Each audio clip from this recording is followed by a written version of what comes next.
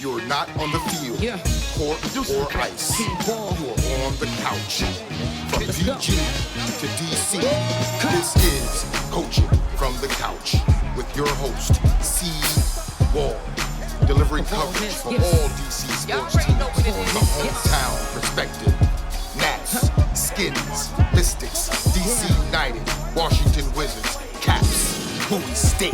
My name's CWall, I'm a PG girl. Down for my skins, I don't know if you heard. If you like watching sports, then I am your girl. Sit down on the couch if you not on the field. Court on the ice, pick any sport that you want. Know that I cover it tight. What would you like? From baseball to football and more. The list can go on the whole night. Big shouts out to my HBCU fam. Never forget who I am through the wins and the losses, the highs and the lows. We gotta stay strong, so I stay 10 toes. Make the competition back. The way I kick it make them mad, man. CWall and we live and direct. Sit back on the couch and relax. Come on. Good evening and welcome to Coaching from the Couch, live from the studio. I am your host, CWall. Happy Thursday, everybody! It's my favorite day of the week, if you couldn't tell. And on top of that, because it is a big week in sports, do you know what this week is? It's Super Bowl week. So even though, you know, this show is strictly about DC sports, I must, in honor of Super Bowl 53, do a Super Bowl edition at the end. So we are going to get to that. While we are already getting started and kicking off, let me give a shout out to my team members who are here tonight. Sabrina's here and Joy is here. And we were in here working really hard trying to figure out a very complex technical challenge that I still seem to have at this moment. But that is the beauty of being here live. So we will get all of that figured out. If you are watching live, do me a tremendous favor. You are joining, make sure you share the show in all of your favorite DC sports groups. Invite all of your too hype DC sports family and friends. Get them engaged in the conversation so that we can go ahead and have some fun while we talk about this for the next 30 minutes. So let's jump right in to all sorts of DC sports talk. Sabrina and Joy will be watching you all's feedback online and letting me know who is engaged and a part of the conversation. So make sure, as I cannot see that information online at the moment. So, first up is DC United, our Major League Soccer team. So, Luciano Acosta is in high demand. He was such a huge starter and huge phenom last season, especially once Wayne Rooney joined. But there is news that the other day he left training camp and flew over to Europe due to a transfer offer for $10 million from Paris. He's high in demand. That would be, in my opinion, a tremendous loss because I loved Rooney and Acosta together. So we shall see what ends up happening there. But looks like he is well on his way to another team. I believe that the United are still trying to work out a deal for Acosta. So we shall see what happens. But he very well may not be a part of the black and red. Let's hope he can stick around, but we're still waiting on information for that. Moving on to the Wizards first.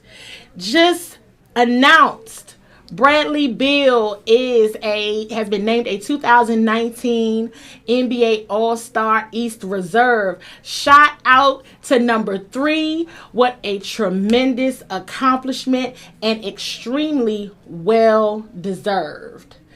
So gotta shout him out before we get into the Wizards. But since that was just hot off the presses, certainly have to stress him out for sure.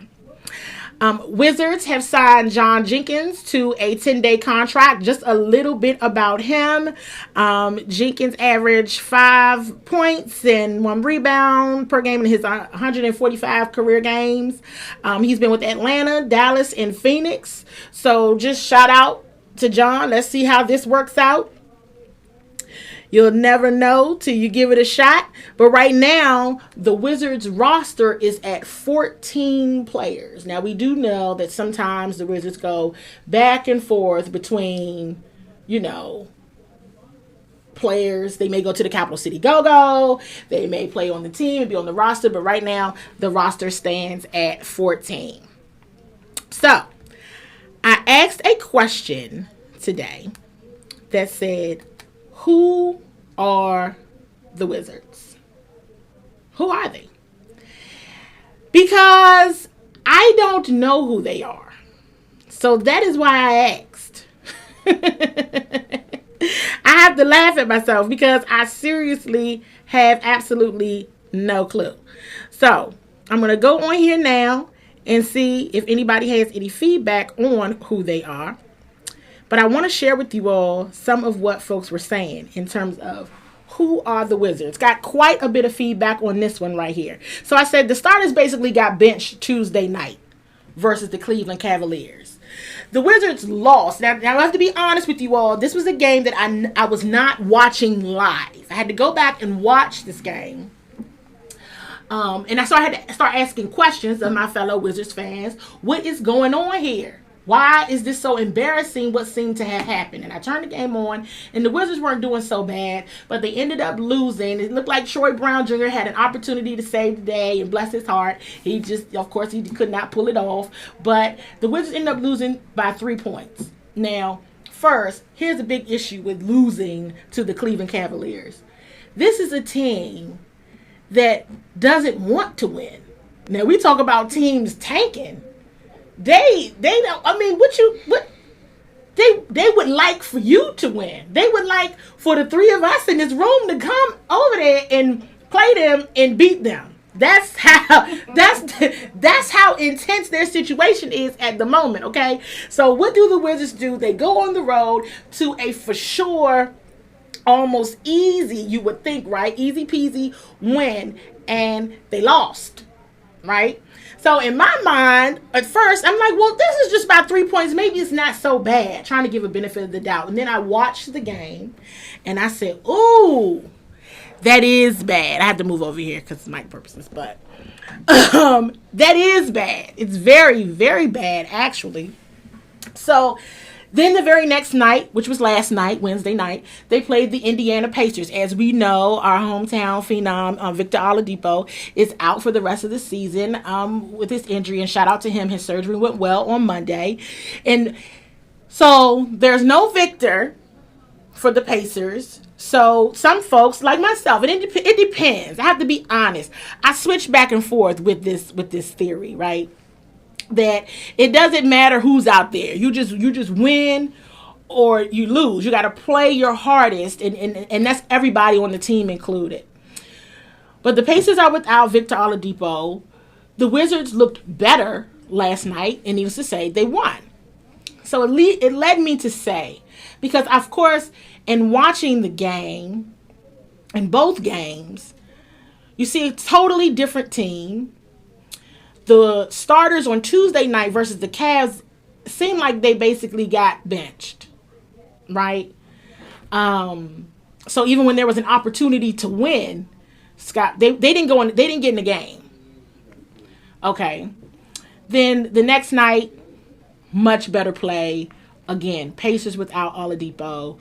But it made me ask myself, are they just that bad of a road team? The Wizards not playing well on the road has been a theme of theirs for quite some time, at least from my vantage point. But we all know that in order to win the big games, the true meaningful games, championships, you have to be able to win on the roads and, oh my goodness, beat a team like the Cavs that would love nothing else than to have the number 1 draft pick, come June, whenever it's time for the NBA draft. So I said, hey folks, what's up? Who are the Wizards? Are they just that bad of a road team? Very inconsistent to watch. What do you think? So I'm going to go through some of what was shared, which was a lot, from some folks. But here's some of the comments that stuck out. So Dave Thomas mentioned, inconsistent. It's amazing how they play without John Wall, but they need more consistency. So he wanted to go on record to talk about trades and everything, which, oh, by the way, Ted Leonsis has said John Wall, Bradley Beal, Otto Porter will not be getting traded. So let's just cancel out all that conversation. And I'm going to be real honest. I'm talking about this topic here, but I kind of, honestly, the contracts that they gave them, at least with John and Otto, clearly they had a lot of many intentions on keeping them. It wasn't, Ernie has always been questionable in his moves in terms from a contract perspective and whether or not they're good or bad. But I think the key is what was very telling to me was, hey, these are your guys. John, Brad, Otto, this is it right here. This is it. These three. Now from these three, then we got to figure out who's my good defensive player, who is going to be that animal in the paint. We don't know that answer yet, but I think based on the contracts that they had, it was glaring to me that these are the guys. So we could talk about that for hours on another time, but let's just say any trade involving those three might be just count it out your dreams. That ain't gonna happen. I'd like to deal in reality. I don't like to deal in what's not real. So, at any rate. So, Dave started talking about that. So, sorry to, bust your bubble there. But it ain't gonna happen, my friend. I would like for it to. Maybe not. But, hey, no. Who knows? Am I talking on this thing? Can y'all hear me? Oh. I was like, is that me talking on this thing? Whoops, sorry. At any rate, Stacia, my soror Stacia, she says, the Wizards have always been an inconsistent team, which has always been my biggest problem with them. The games they should easily win, they get blown out. The ones you expect them to lose, they win. With or without John Wall, they just don't have a real game. Basketball is a game of fundamentals. If you don't know them, you can't play to win, in my opinion. Sherrod Oliphant says, when you lose a player the caliber of John Wall, who the team was basically built around, it takes some time to establish cohesion and sustain chemistry. There have been a lot of moving pieces, and folks got to recognize they basically have been without 4 of the 5 supposed starters for the majority of the season.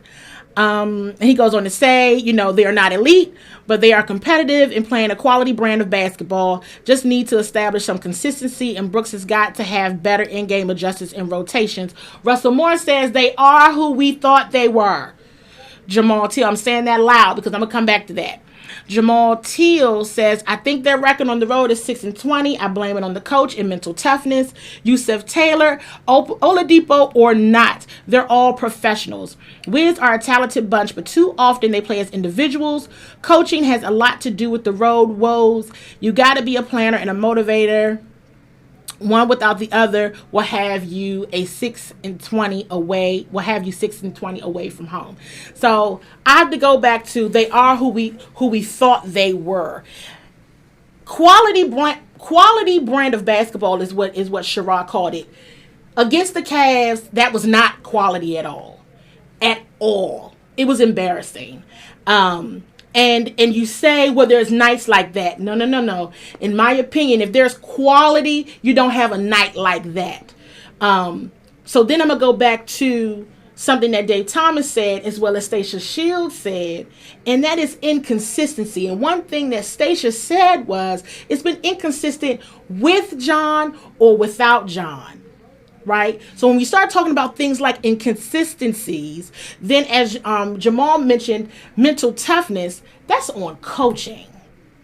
You should always be ready to play. Sure, you can have a bad night, or a player can have a bad night. When your team just is like, whatever, that is a lack of leadership that we've seen the Wizards display over time. That's not good.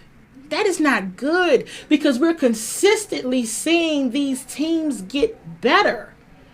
And hey, for what it's worth, Bradley Beal has been extremely consistent. I always want to shout out Jeff Green because he's a hometown guy, and I'm a fan of Jeff. But also, one person can't do it. Two people, they can't do it. So when the whole team is just like whatever, that's something that we've seen that just happens. I think I may have missed a comment that came from Danny Burrell. And I think I didn't read through to it, so all the way through, so I'm going to paraphrase a lot. And it also was one mention of something to me that was very critical, which was this, about them liking each other, right? I believe that liking each other is a piece to good camaraderie and good chemistry, and it's all well and good, and it's all, it's cute. It makes you feel good. You want to feel good when you go into work and you like everybody around. But what are the odds that you're truly going to like everybody that you work with? It's not, it doesn't happen all the time where you're going to 100% like everybody. But when you have a common goal, you make do with what you have and you give it your best shot. Everybody. Because at the end of the day, I don't have to like you in order for us to try to get these rings. I don't have to like you. You got to come to my birthday party. I'm not going to text you Merry Christmas. I'm not going to do any of that. But let's for a common goal. But that is where, when I go back to, we talk about coaching, and as mentioned here, that you have a lack thereof. Because now we're seeing something in the level of inconsistency. It's like, well, you can't blame John. You can't talk about this is quality basketball. No, that's not quality. And here's the thing that frustrates me about this organization. You have to here's the thing. You have some teams where it's like, dang, that was bad. But it's not often, right?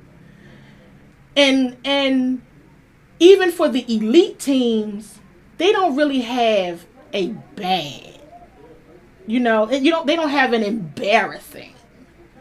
So somebody's got to get these guys fired up on a regular basis.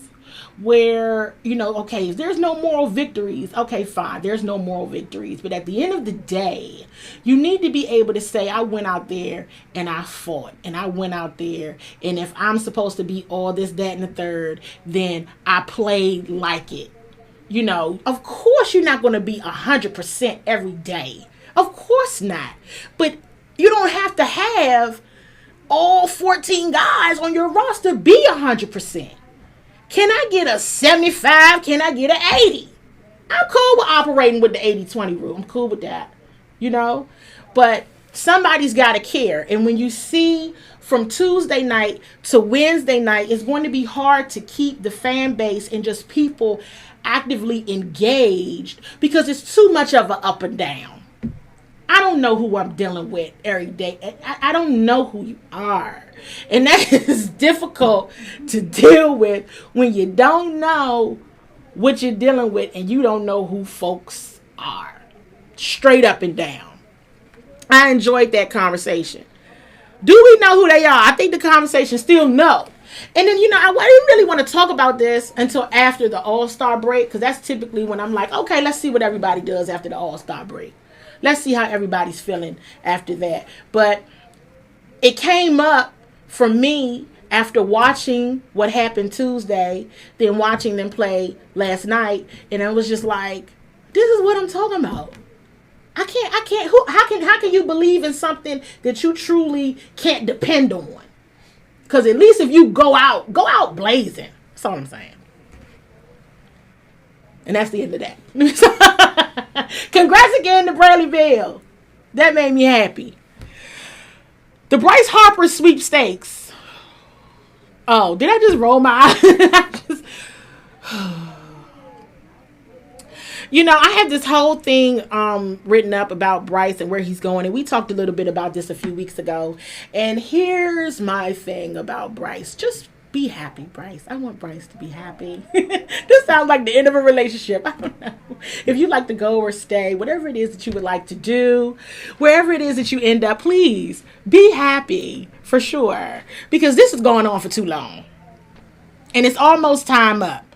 So I think right now it sounds like it. I know there was stuff about he was going to the Phillies. Then that comes out that wasn't even true. I don't know. From some feedback I received online, it sounds like the fan base would still be a little in their feelings a bit if Bryce left, if Bryce did not re-sign with the Nats. Listen, if he re-signs with the Nats, I know there's going to be like a parade. People are going to be extremely happy, and it's going to feel great. But I will tell you this has gone on for too long, and I will be ecstatic and elated when he just signs somewhere. And that's I'm totally. You want to be in that? Cool. You want to go Phillies? That's fine. That's cool. That's nice. You want to go be a Chicago White Sox? All right, fine. Because, whatever. They got the money. They can pay you. So, it's tough. It's tough being in it because it's very grueling. It's very, all eyes are still on where Bryce is going and no one knows. So, there's that. Bryce Harper news. Done. Redskins coaching news. Does anybody have any questions? I'm going to check. If there's no questions, then. Okay.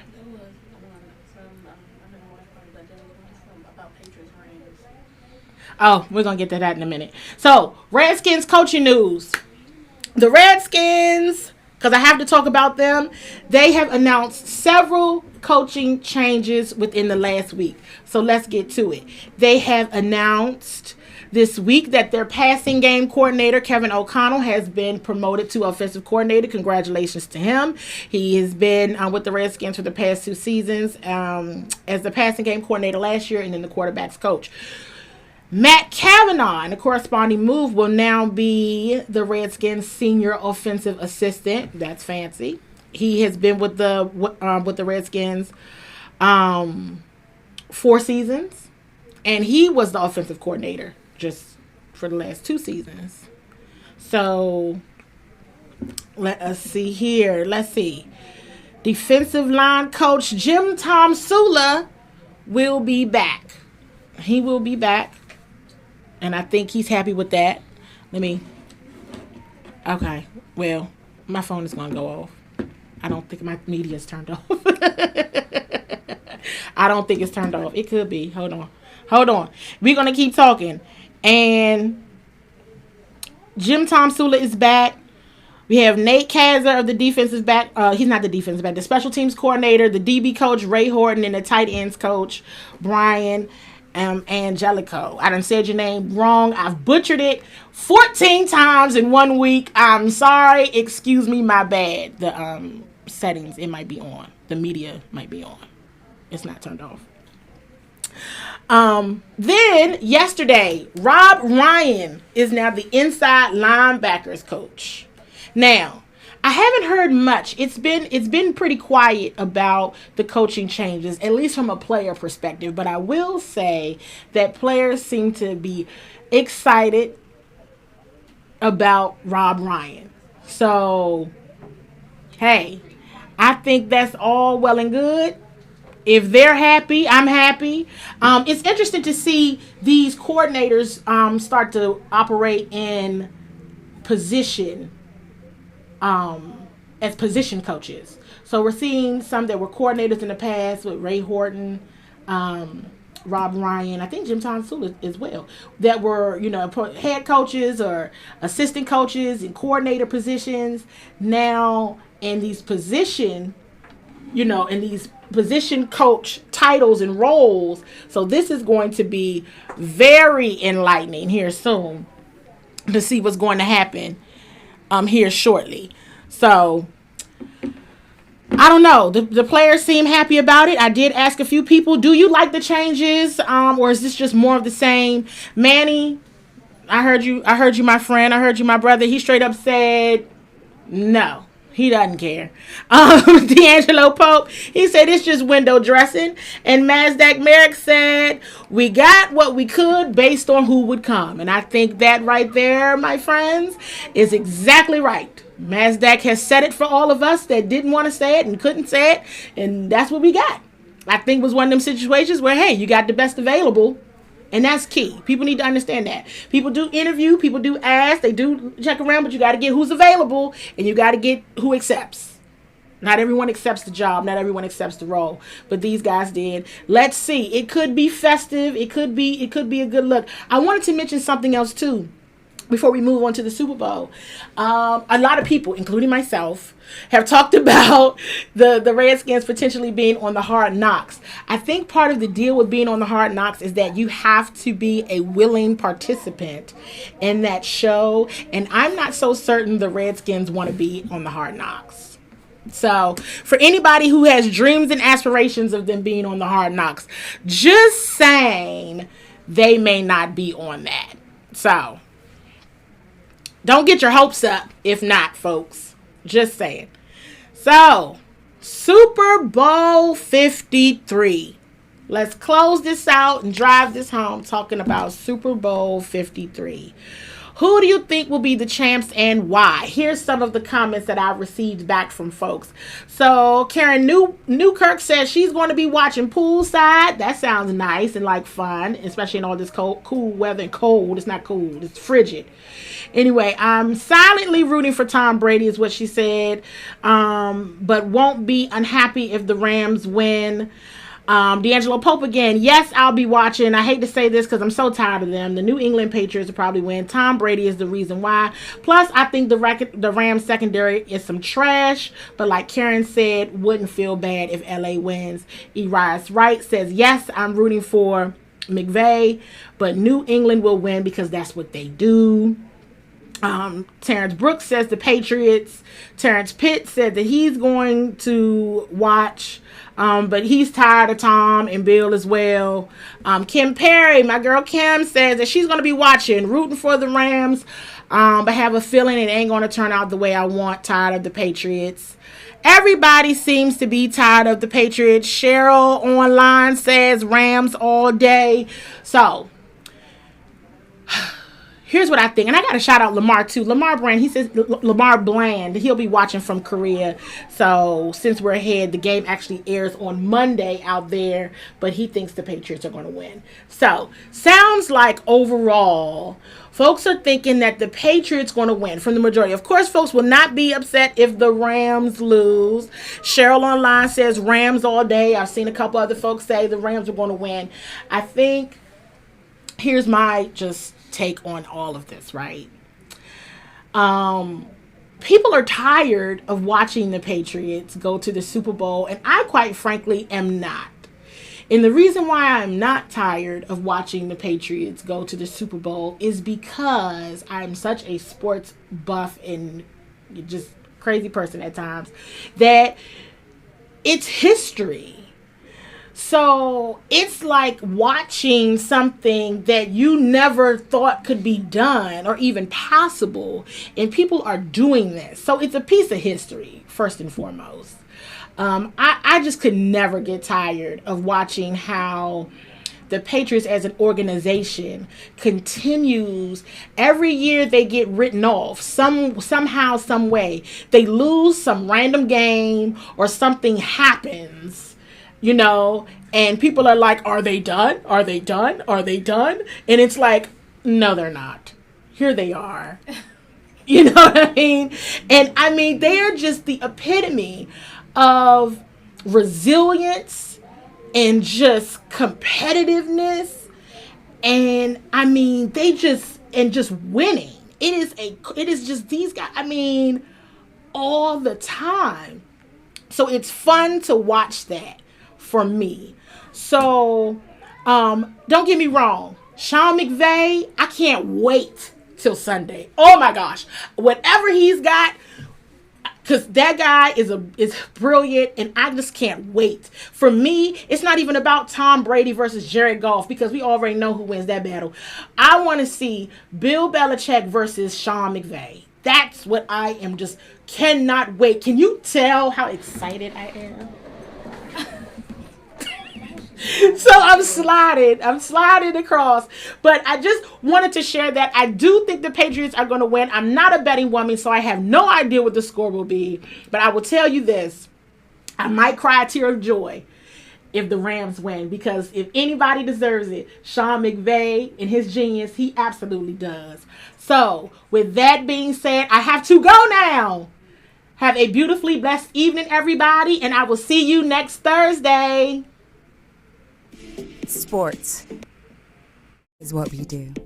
It's the fast track at peak speed, moving across the ice, blockers, hitters, B-team, beatdowns, and knockouts, doubleheaders, playoffs, touchdowns, smackdowns, on the mat or on the track. The spirit of a champion. The triple-double. Make that double front flip. This is what we do.